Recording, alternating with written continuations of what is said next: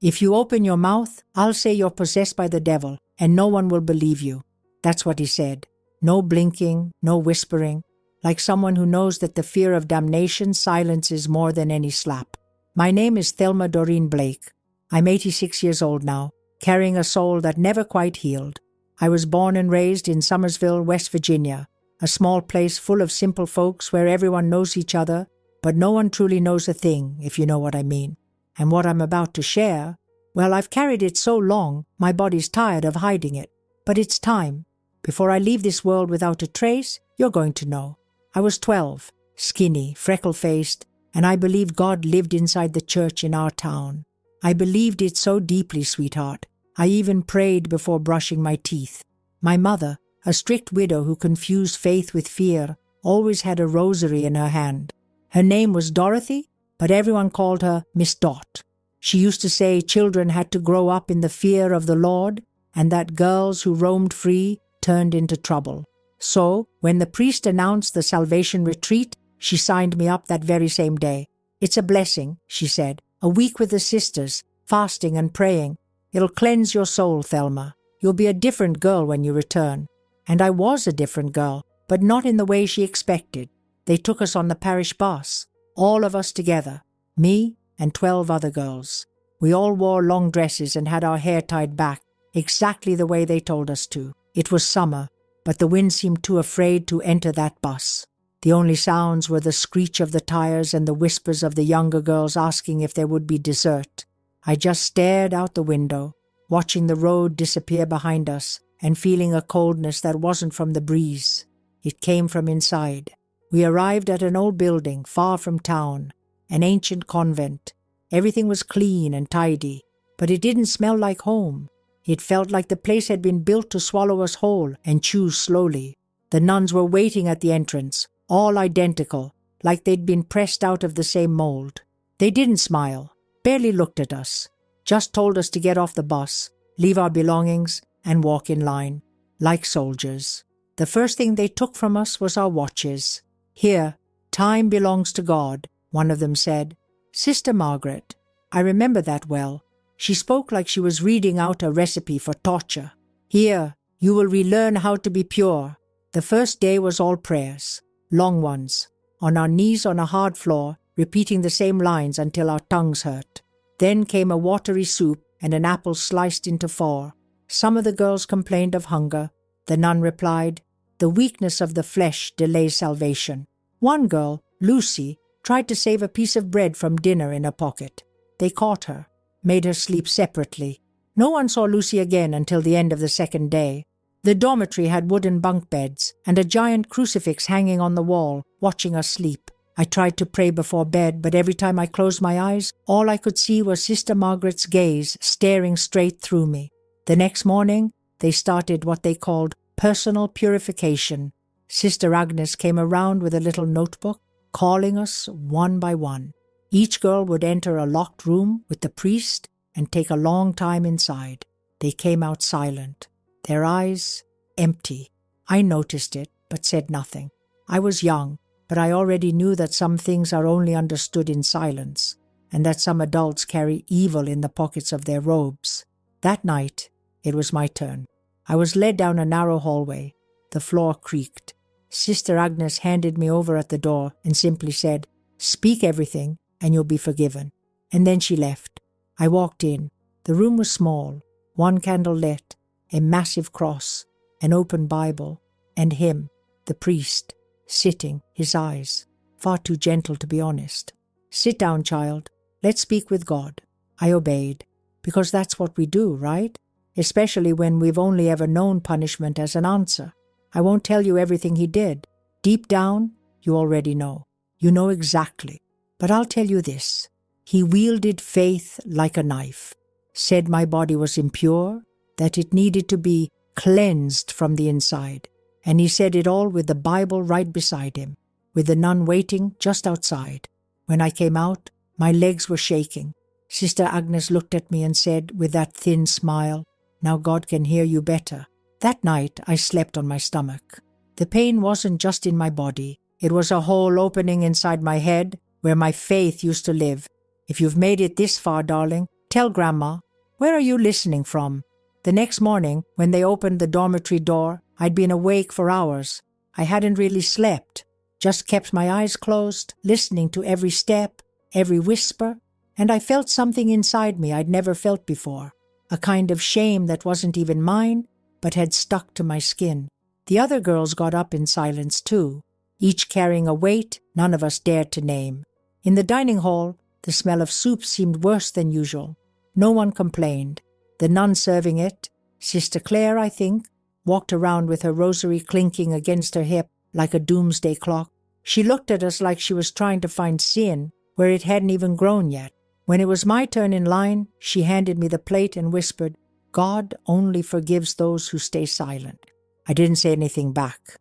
I just sat down and stared at that watery broth with floating carrot bits.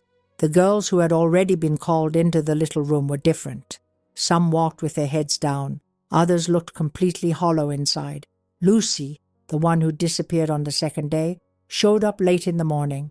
Her clothes were dirty, her hair a mess, and there was a scratch on her neck. She didn't say a word, just sat on the floor, leaned against the wall, eyes wide open. No one had the courage to ask. In the afternoon, they took us out to walk around the yard.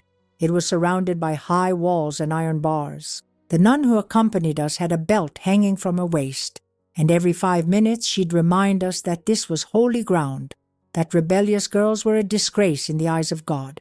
One of the little ones, Marlene, tripped and fell. The nun didn't help her up. She just said, "Those who fall to the ground are carrying the weight of their soul." That night, I heard crying. More than one. It came from the top bunk across the room and also from the hallway. A muffled moan, a choked sob, but no one got up. We already knew that noise drew attention, and attention meant punishment. I turned on my side and bit the pillow. The pain still burned inside me, and what hurt the most wasn't what he had done to me. It was knowing everyone here already knew, and no one was going to do anything. The next morning, they called another girl. This time, it was Annabelle. She was the youngest after Marlene, maybe 9, maybe 10 years old. Before going, she looked at me.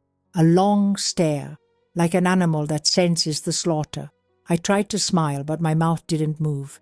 When she came back, she didn't sit in her chair. She went straight to the corner, hugged her knees, and stayed there trembling. No one asked anything. No one needed to. Sister Margaret started talking about collective purification, said our faith needed to be strengthened as a group, that in the coming days the practices would be more intense. I knew what she meant. The others did too, and still none of us ran. Because where would we run to? Who would believe us? The town believed so deeply in their holiness that if we screamed, they'd say it was all made up, that it was the devil in a child's mind. After lunch, they made us kneel in the courtyard under the 2 p.m. sun, frying the backs of our necks. We were told to pray. If you got the prayer wrong, they'd hit you with a wooden ruler across your back. I got it wrong, not because I forgot, but because my mind couldn't process the words anymore. Sister Claire came from behind and brought down the ruler. It hurt, but I didn't make a sound, because I knew that if I cried, it could be worse. That night, they called 3 girls at once, took them together. The rest of us stayed in the room, staring at the door, waiting for something, anything. But only silence came, a silence that screamed. They came back hours later, eyes filled with water, but not a single tear fell. One of them, Judith, had blood on the hem of her shirt. No one said a word, not even them. And just like that, time stopped being real. It became just the wait for the next name to be called. I started thinking about escape. Every time I went to the bathroom, I studied the window. Small, high up, but maybe, just maybe I could squeeze through. The problem was the main gate. The nun locked it every night, and there was always one patrolling the hall. We were prisoners, even without chains. One night, Sister Agnes came into the dormitory and looked at each one of us like she was picking fruit at a market. When she got to me, she stopped, adjusted her veil and said, "You have a strong spirit.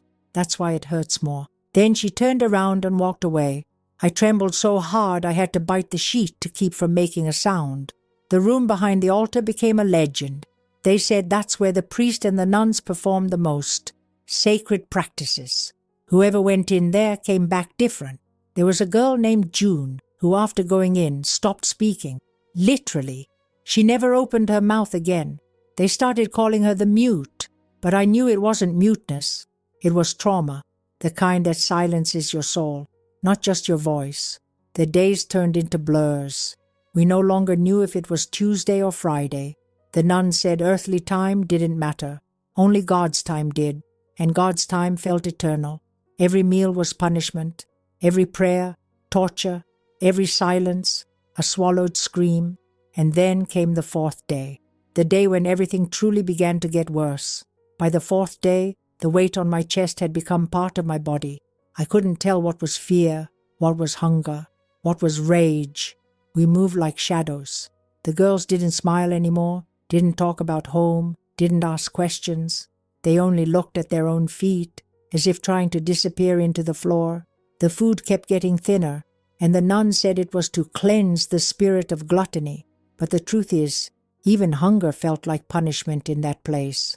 That morning they called us all to the chapel. It was early. The sun hadn't even warmed the ground yet. Sister Margaret ordered us to kneel on the benches and began preaching with a voice that sounded more like a threat disguised as a prayer. She talked about sin, weak flesh, lost souls. Then she pointed at a girl named Susan, who was 12, just like me. This one tried to hide impurities. She said she didn't want to confess anymore. She's possessed. We froze. Susan turned red, then pale. She tried to say something, but the nun shouted over her, "Silence! Evil speaks through the mouths of corrupted children." Then 2 other nuns, the ones who never smiled, grabbed Susan by the arms and dragged her to the altar. She didn't resist. She didn't even cry. It was like she already knew this would happen. Sister Agnes brought a bucket with dark water. She soaked a cloth in it and scrubbed the girl's face so hard her skin turned red. She said it was to cleanse the lust from her eyes. I didn't even know what that word meant, but I understood it was just another excuse to make the girl feel filthy. The priest arrived soon after. He walked in calmly, like someone about to receive an award. He stepped onto the altar, looked at Susan, then at all of us, and said, "This is what happens when you defy the light of God." After that, no one spoke for 2 days. The silence was so thick, even our footsteps felt loud. Every call for purification made our stomachs twist. At night, no one really slept. We just waited for the next one. And when the door creaked open, our hearts raced like they were ready to leap out and run on their own. They called Annabelle again, and Judith too. Neither of them came back to the dorm that night. The next morning, one of the beds had a stain, a dark stain on a light sheet. The nun pretended not to see it. She stepped over it and told us to go downstairs.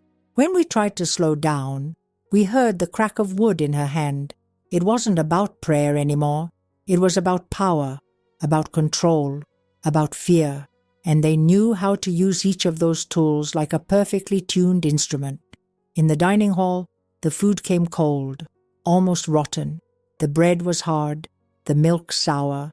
They said it was a trial, that true faith fed on emptiness. A little girl, Marlene, started shaking out of nowhere, cup in hand, eyes frozen. She fell off the bench and hit her head. Sister Claire walked over slowly, looked at her on the floor and said, "Get up, girl. The devil favors the weak." Then she walked away. Marlene stayed there, collapsed. No one helped. We didn't know if we could, or if we should. Every gesture seemed to have a price, and the bill was always collected at the altar. Later they made us scrub the hallways, with buckets of cold water on our knees. They called it humility. I know what it was.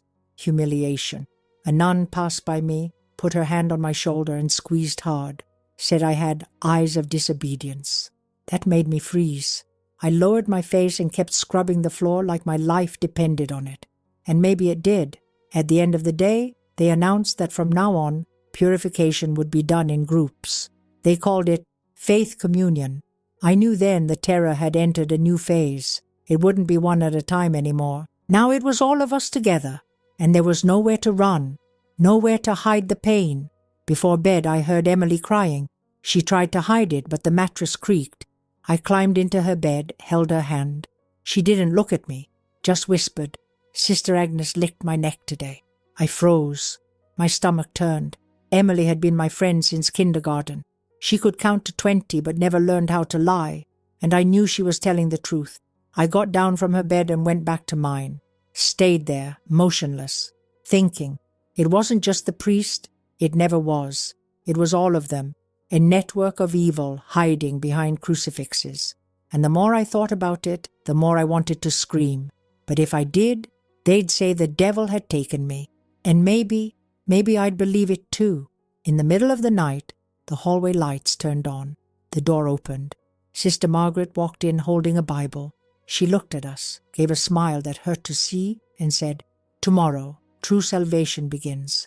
Now hold my hand, darling, because from here on, the story dives into a darkness not everyone has the courage to face. I promise to tell everything, and I will, not for revenge, but because some things, if kept inside, rot your soul."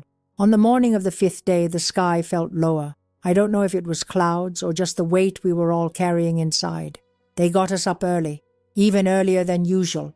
The nuns were more restless, rushing through the corridors, whispering among themselves. Sister Claire held a key that swung from her apron, making a dry, final sound, like a sentence being handed down. When she opened the door to our room, she looked at each of us with that gaze that already said, "There's no escape today." They told us to wash up, put on the white uniform, and go to the chapel without asking questions. And no one asked. Inside, the benches were pulled back. There was a table in the center, covered with a dark cloth, a large cross beside it, and 2 basins of water. The priest was on his knees, as if praying, but his eyes tracked our every move. A nun stood at the door, locked it from the inside with a click that echoed in our chests. The sound of the key turning in the lock was worse than a scream. This was a ritual, and we were part of it. We stood in a line. Sister Margaret began to speak. She said the purification would now be collective, that God needed to see unity, that a girl alone is weak, but together we are strong. No one replied. Our throats were dry, bodies tense. The priest stood up and walked slowly among us, like someone selecting ripe fruit. He stopped in front of me, looked into my eyes and said, "This one has a burned soul. It'll be hard." Sister Agnes, who stood beside him, smiled. I didn't. The first dynamic began. Sister Claire told us to kneel in a circle, hands on our knees, eyes closed. Anyone who opened their eyes would lose their right to heaven. I closed mine, but my ears stayed alert.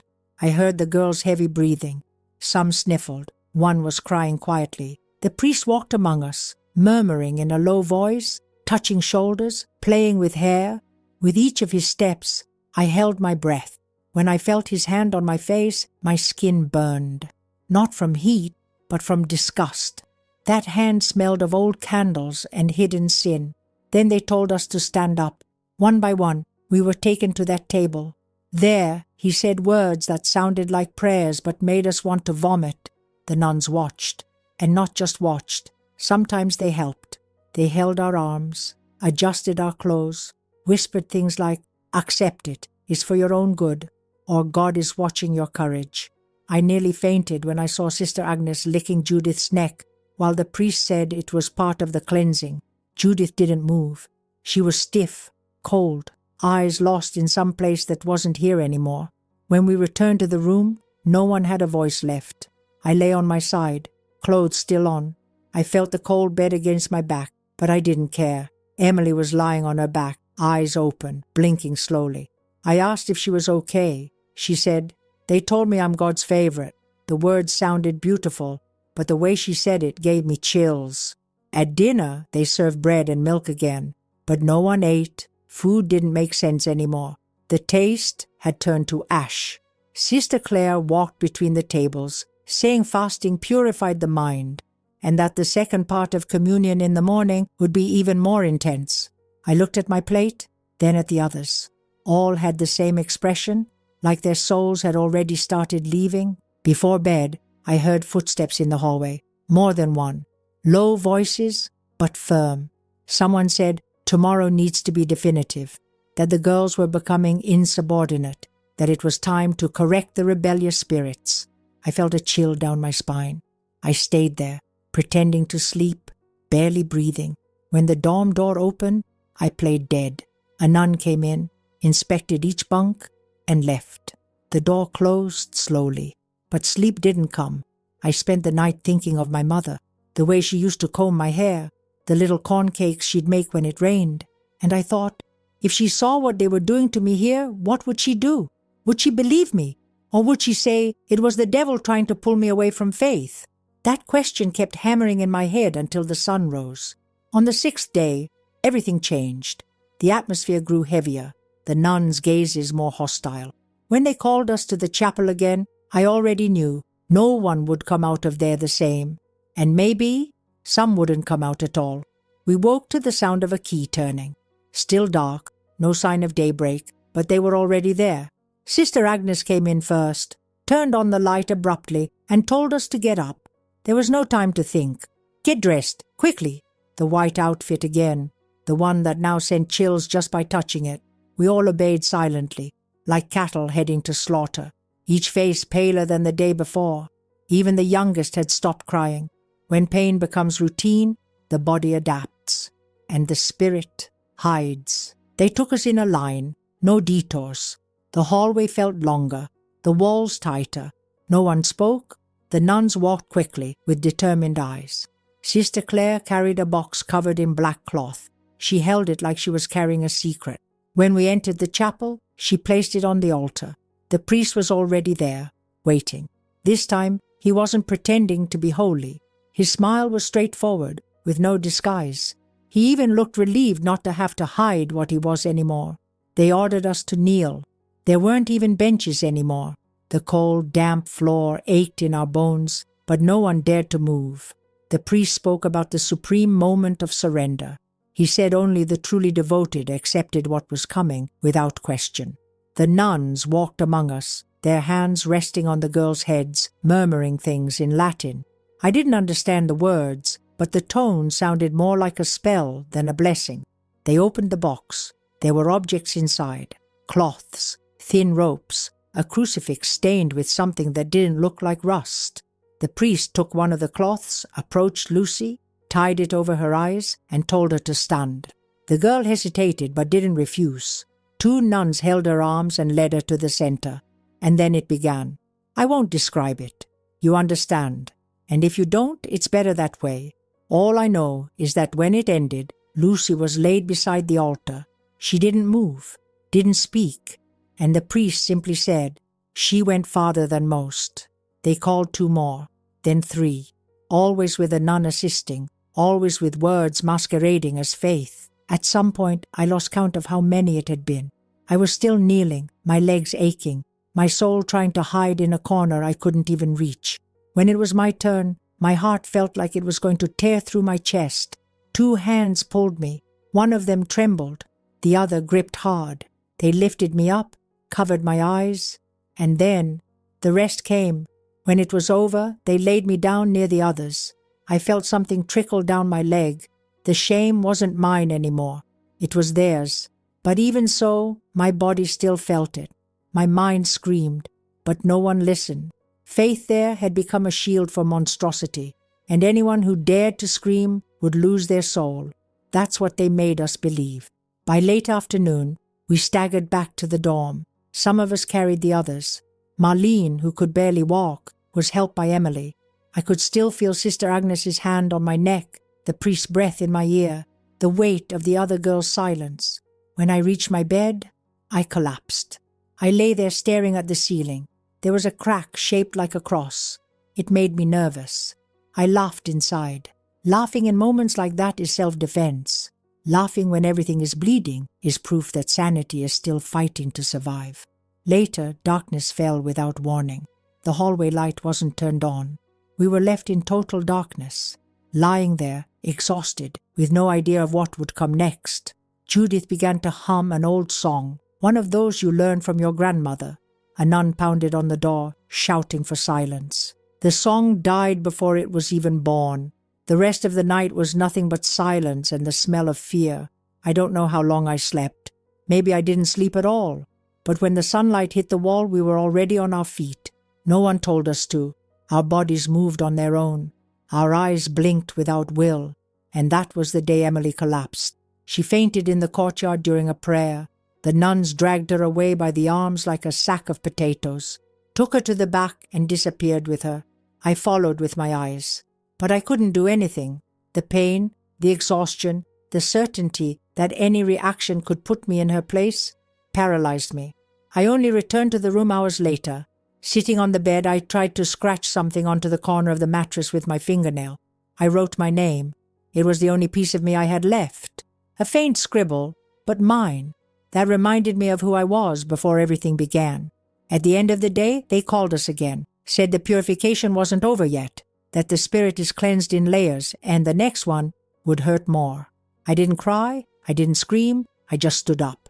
Because in there, you learn. You don't survive by being brave. You survive by being obedient.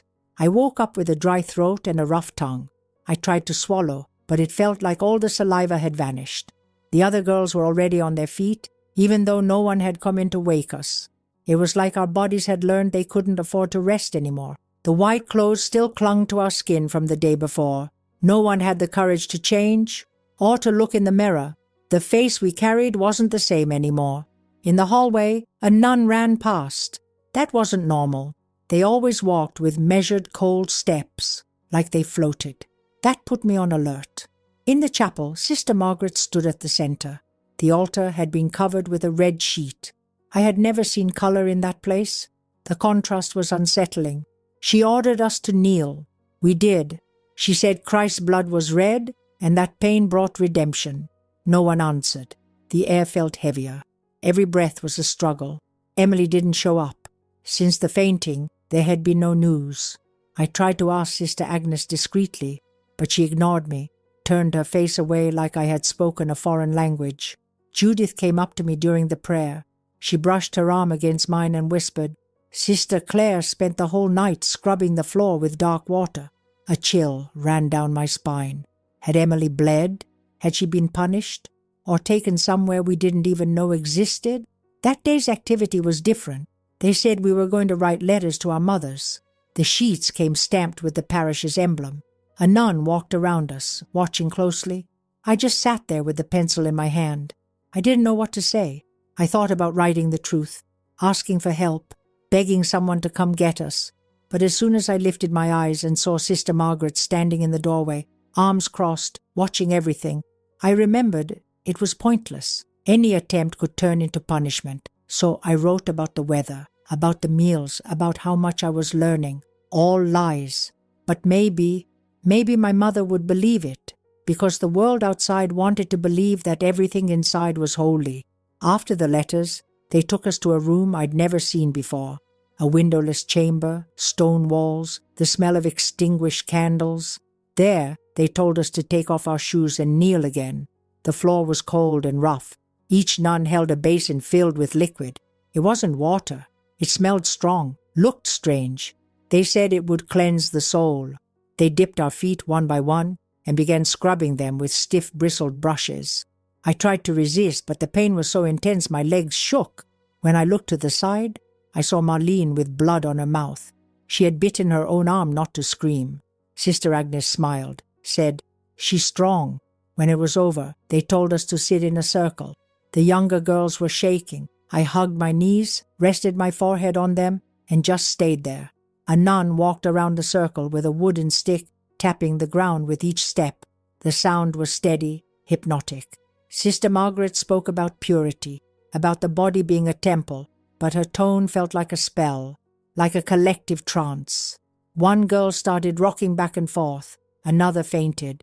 They didn't stop talking, just dragged her to the corner and kept going. At the end, the priest entered.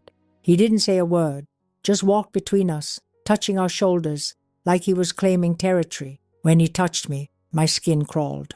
I flinched, and he pressed harder, firm like he was saying, "I know what you feel, and I can go deeper." He didn't say it with his mouth. He said it with his fingers. We dragged our feet back to the room. No one spoke along the way.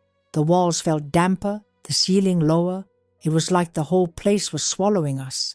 In the dorm, I saw Emily's mattress empty, the blanket folded, the pillow out of place. She wasn't coming back. I could feel it, and that feeling hurt more than anything they'd done to me so far. At bedtime, Judith came close and whispered.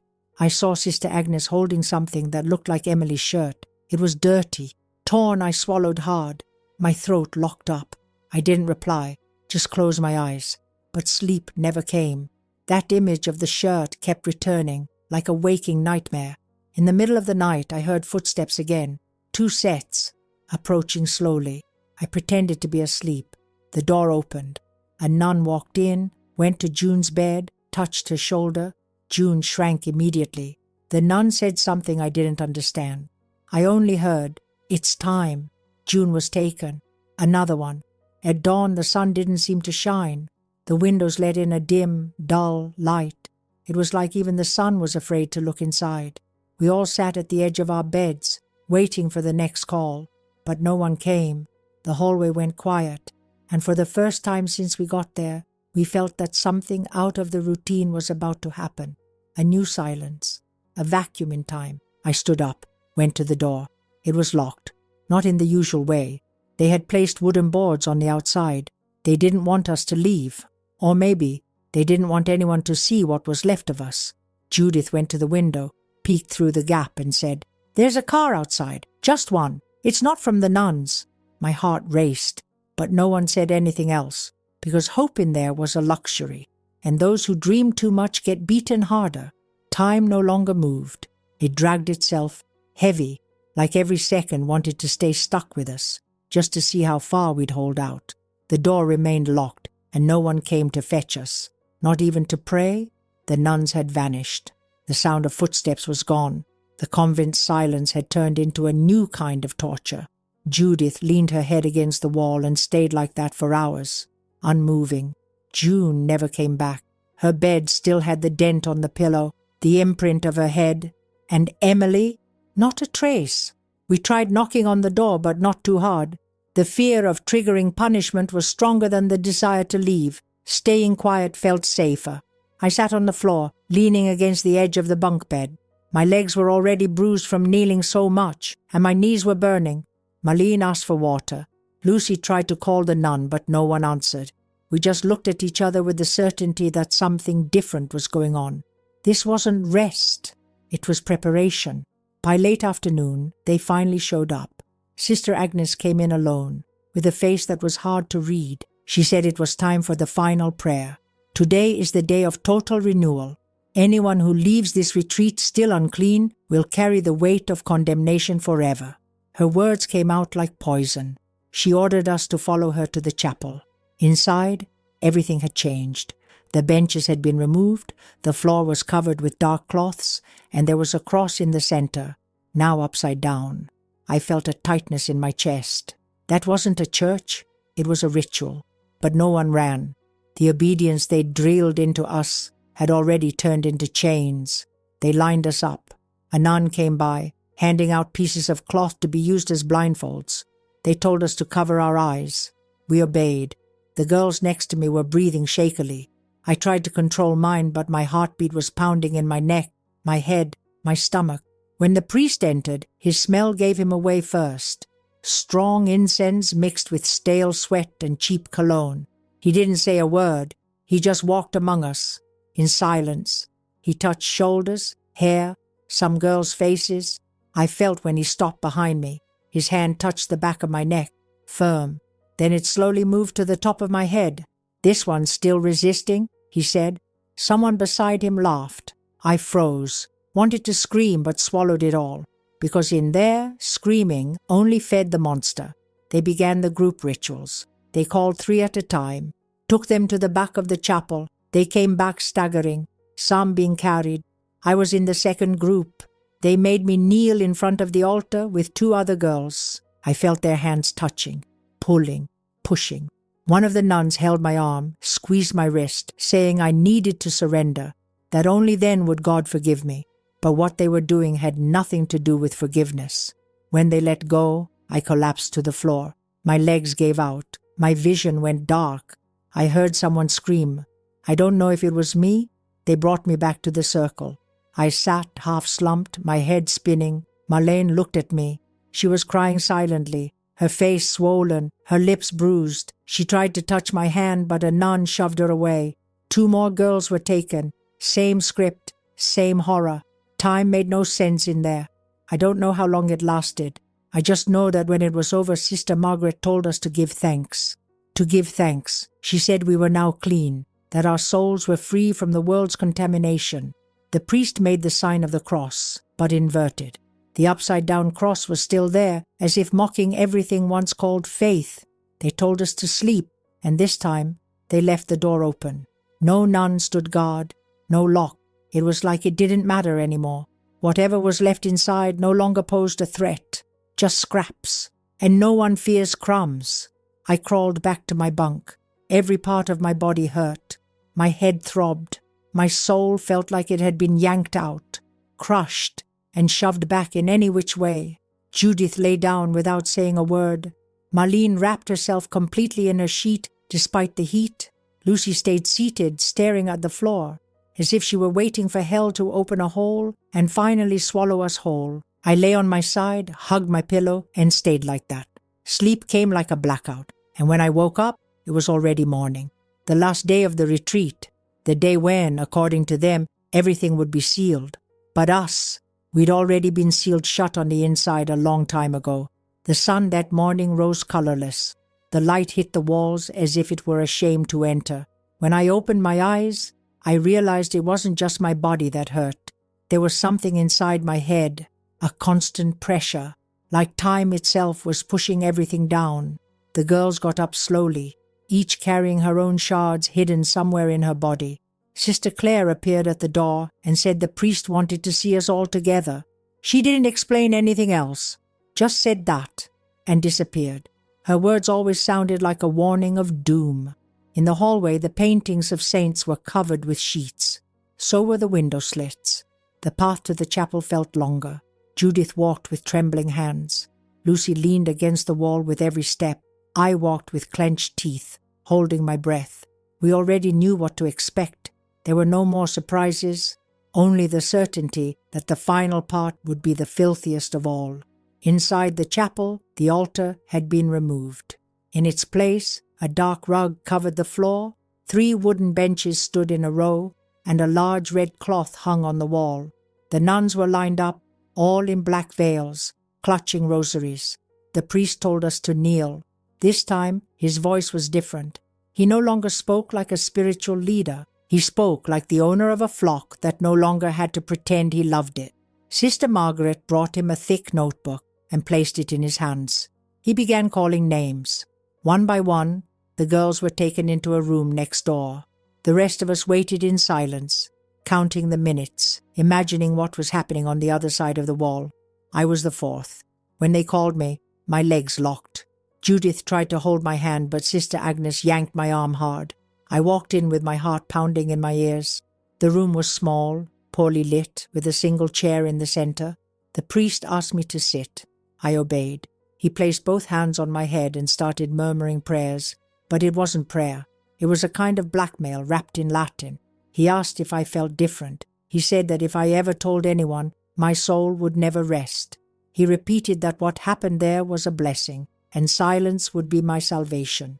In that moment, I understood. They weren't afraid of anything. They knew no one would believe us. They knew families would rather think their daughters exaggerated than admit they had handed them over to the hands of hell. When he told me to leave, I tripped over the edge of the chair. Sister Claire shoved me back into the hallway. I leaned against the wall, waiting for the next girl to be called. Judith went in right after me. While I waited, I tried to think of a way out, some way to escape that prison. But even my thoughts had stopped working. My mind had been bent so many times. It only knew how to obey now. After every girl had gone through that room, they lined us up again. The priest gave a speech, saying we were ready to return to the world. He said we were now true daughters of God, that evil had been ripped out and burned away from within us. The nuns smiled. For the first time they really smiled, but that smile had sharp teeth. There was no joy there, only satisfaction in the destruction they had caused. We returned to the dorm, where our regular clothes were neatly folded on our beds. We were told to change and get ready for our mothers. It was the day to leave. Every movement felt surreal. Putting on the clothes I wore on the first day felt like slipping into someone else's skin. That girl didn't exist anymore. The bruises on my legs, my arms, my soul, those were the only proof of who I had been. Judith couldn't look anyone in the eye. Lucy cried softly, her face turned to the wall. Marlene rocked back and forth, murmuring nonsense. We stayed like that until we heard the sound of a car arriving. One of the nuns called us down. We walked in a line. The mothers were waiting in the courtyard, chatting with forced smiles, like they sensed something was wrong but didn't want to admit it. When my mother saw me, she opened her arms. I ran to her without really running, hugged her without really hugging. She looked me in the eyes and said, "What did they do to you? Where's my little girl?" I couldn't answer. I wanted to scream, to tell her everything, to rip that pain out of my mouth, but my throat only knew silence now. She walked me to the car. In the back seat, I sat with my hands clasped, eyes lost on the road. Behind me, the convent slowly disappeared from view, as if it still wanted to keep watching me from afar. No one asked anything. The trip was long and silent. When I got home, I went straight to my room and stayed there. 3 days, barely eating, barely sleeping. The smell of that place still clung to my skin. I tried to scrub it off, to wash it with soap, to peel it away, but it wouldn't come off. That first night, I dreamed of an upside-down cross. I woke up sweating, feeling like someone was watching me, and maybe someone was, because what they did in there, it stayed, it stuck. It sank into my soul like rust into metal.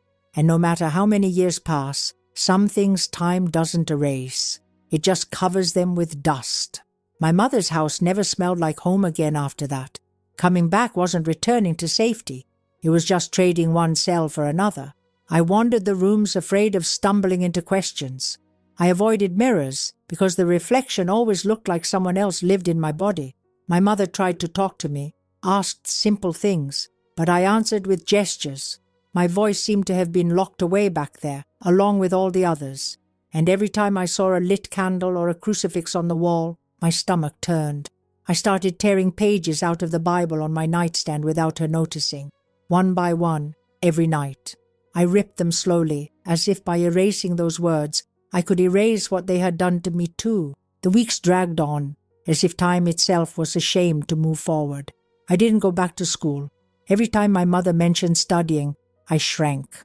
She thought it was laziness, teenage angst, maybe just trauma from being away, but there was no way to explain, no excuse that would make sense. How do you put into words the kind of thing that even your own mind can't face without looking away? So I pretended, sat on the couch, watched TV without really seeing, pushed food around on my plate without eating. She said I was being dramatic. I didn't answer. One afternoon, my eyes landed on a newspaper left on the table. There was an article praising the church, saying the retreat had worked miracles, that the girls came back calmer, purer. I felt nauseous, ran to the backyard and threw up behind the laundry sink. My mom came after me asking what was wrong. I said it was a stomach bug. A lie, of course, but in there, even the truth becomes a trap. Days later, I ran into Judith at the bakery. She saw me first, gave me that crooked, fragile smile. We hugged quickly, like touch still hurt. She said she couldn't sleep well either, that her mom was starting to get suspicious. Told me Lucy had gone missing from home. Her mother said she'd gone to live with an aunt, but Judith swore she saw her in the hospital, sedated, with a blank stare. Marlene had stopped going to school too.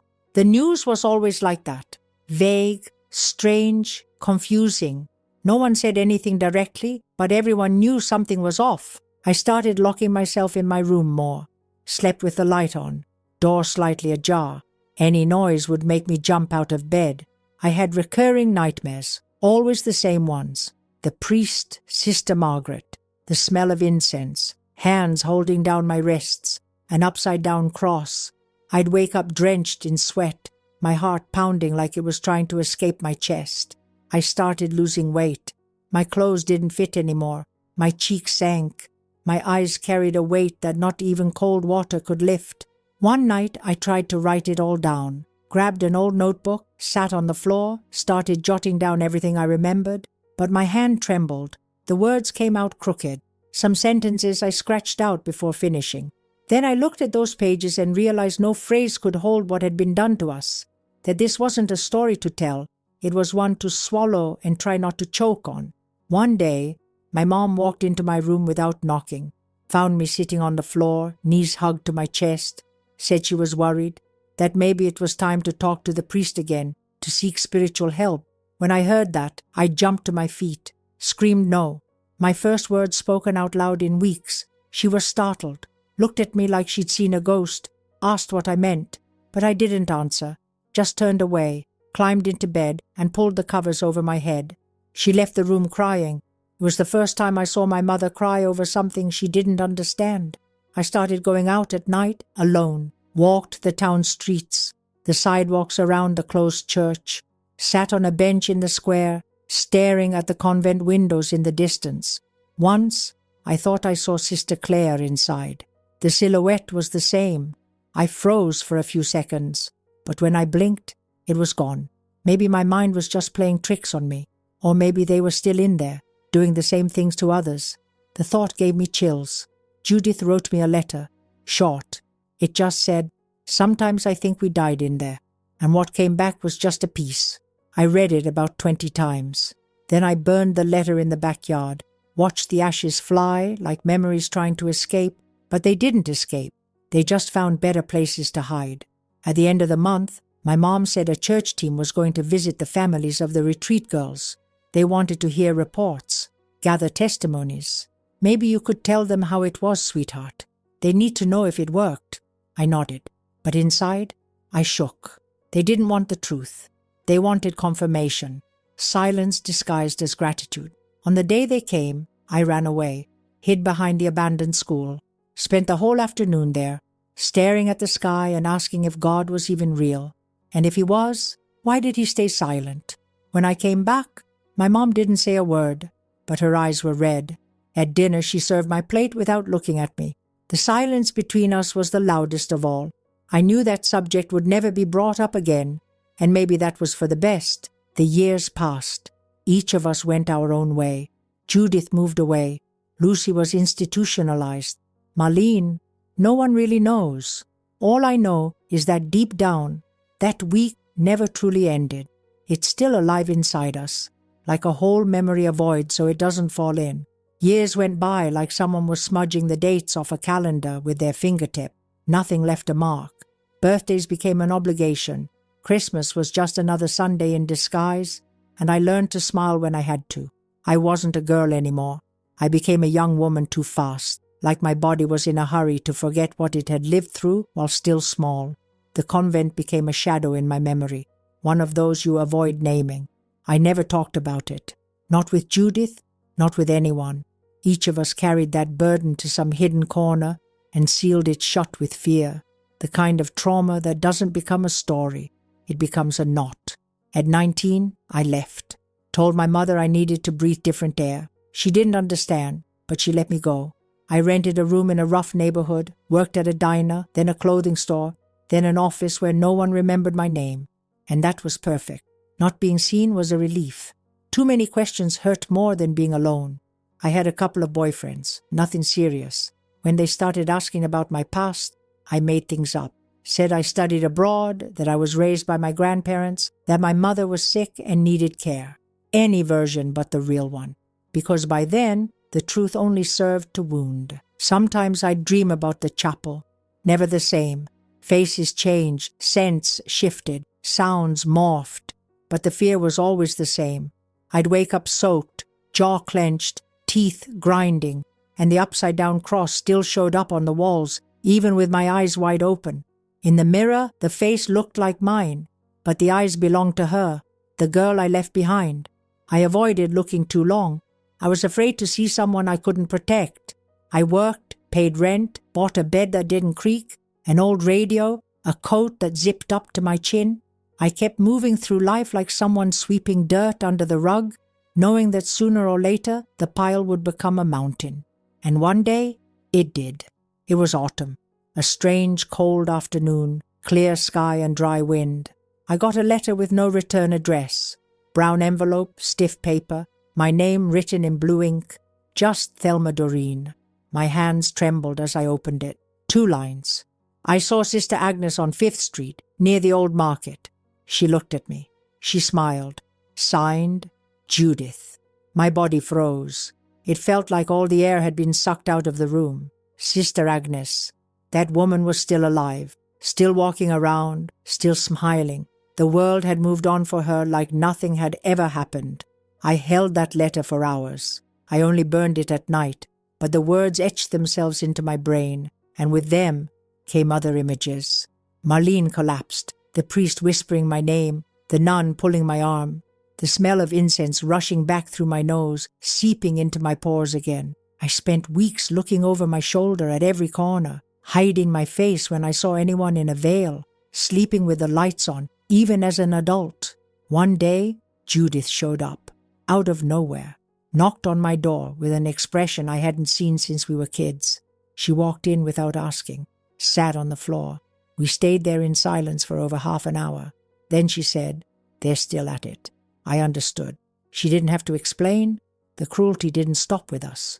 They kept taking girls, kept the cycle going, using the same methods, the same excuse, faith. She said she tried reporting it. Once, went to the police, told part of the story. They laughed, said she was confusing movie memories with things in her head, that no one messes with the church, that these stories always show up when someone wants money. She gave up, and I understood, because the system never protects someone who returns with a shattered soul. It prefers to pretend it's our fault, that we deserved it, that we asked for it, or made it up. We thought about doing something, anything, writing an anonymous testimony, sending it to the press, but when it came time to put it on paper, our throats closed up, our hands froze. Fear was still in charge. Judith said she saw another girl on the street, looking at the convent with the same expression we had before we went in. That was the spark. I didn't sleep for 3 nights, wondering what to do, how to save someone when you can barely breathe yourself. In the end, we chose silence, not out of cowardice, but because we knew that in that time, in that town, in that reality, no one would listen. The world only hears pain when it's wrapped in Hollywood drama. Ours was too raw, too ugly, too real. Judith went back to her town, left me a number, asked me to call if anything changed. I never called. I kept going with my life. But every time I pass near a church, I cross the street. Every time I hear Gregorian chant, my body tightens. And every time I look back, I see a line of girls in white clothes and hollow eyes being led into the dark. I never told anyone, never wrote it down, never recorded it, never even whispered it to my pillow. What I carry stayed locked inside me like it became part of my flesh. The pain turned to bone, and the silence became skin, because no one would believe it, because no one wants to believe it. When we tell something too ugly, the world chooses to believe it's a lie, just so it doesn't have to deal with the guilt. And I understood that far too early.